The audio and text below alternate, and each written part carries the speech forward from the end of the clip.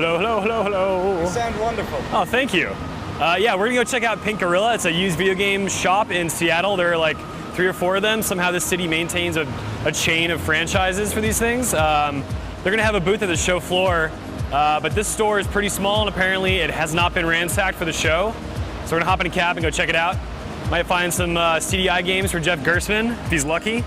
And maybe I'll find some Japanese games for myself, if I'm lucky.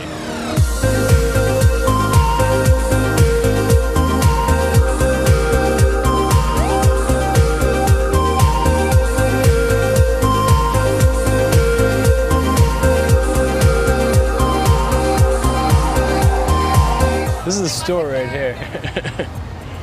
I don't know how to get inside this place. Hey, how's it going? Are you Colin? I am indeed. Hey, I'm Peter. Nice to meet you. Nice to meet you too, yeah. So thanks for letting us film. I'm just gonna No problem. roam around for a bit, I guess. Oh yeah, certainly. Cool, thanks.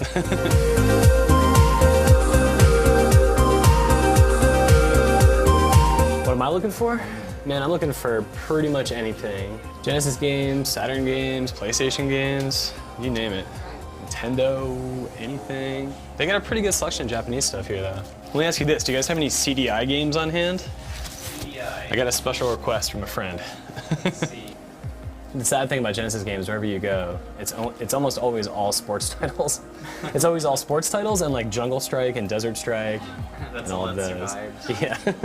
Everything else got snatched up. Basically. I go to flea markets now every weekend and it's not Desolate. good. Yeah, it's pretty rough. This is the good stuff, but the problem is when you collect a lot of games, you tend to have most of them. I don't have that though. What is it? Oh, this is Ninja Gaiden 2? Where'd it go? Yeah, Ninja Gaiden 2 over here. I also have a bunch of Famicom, which is the Japanese Nintendo. A bunch of those games over here as well.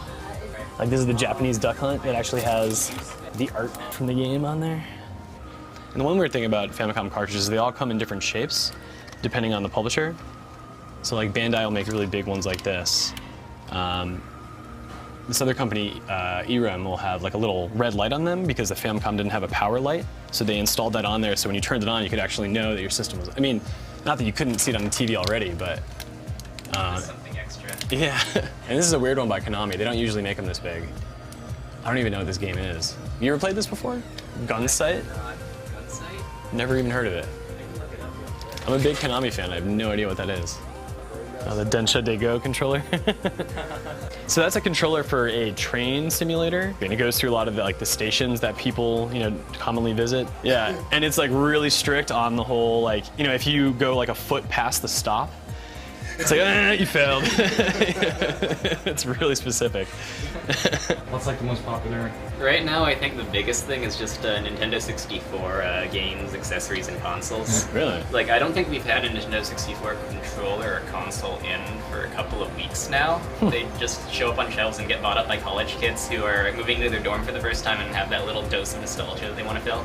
Yeah, I mean, and plus you guys have good prices too. Yeah, we try and keep our prices competitive with what you normally play. Like, we're gamers too, so we don't want to be just trying to screw people out of all their money. And how many locations are there? About 3 or 4? There are 4 now. We have this one, the International District, the original one, then our University District, West Seattle, and also our newest Bellevue store. These Yeah, we're days. just a small enough thing that we can kind of be the anti-GameStop. What games you got? Let's see. I got Advanced Wars: Days of Ruin. It's a strategy game from, I believe, HAL Laboratories. They're the guys who make Kirby, one of Nintendo's publishers. Ninja Gaiden 2. Everyone loves that shit. And Mega Drive game, Wonder Boy 3, Monster Lair. It's a side-scrolling action game that's, well, pretty fun. But the best thing here is just kind of seeing a store like this actually surviving, and the fact that there's 3 more of this in the city, and they're so popular that they have enough inventory to bring to a show floor for a booth, but still keep their stores open is really impressive. Used video games, old video games have become really popular to collect now. It's really competitive and people are charging a lot of money. Pink Gorilla is charging a fair price. So I wish we had something like this in San Francisco, and I'm really jealous that Seattle does. So yeah, these probably won't be the last games I buy because I'm probably gonna go to those other stores and definitely to their booth at PAX.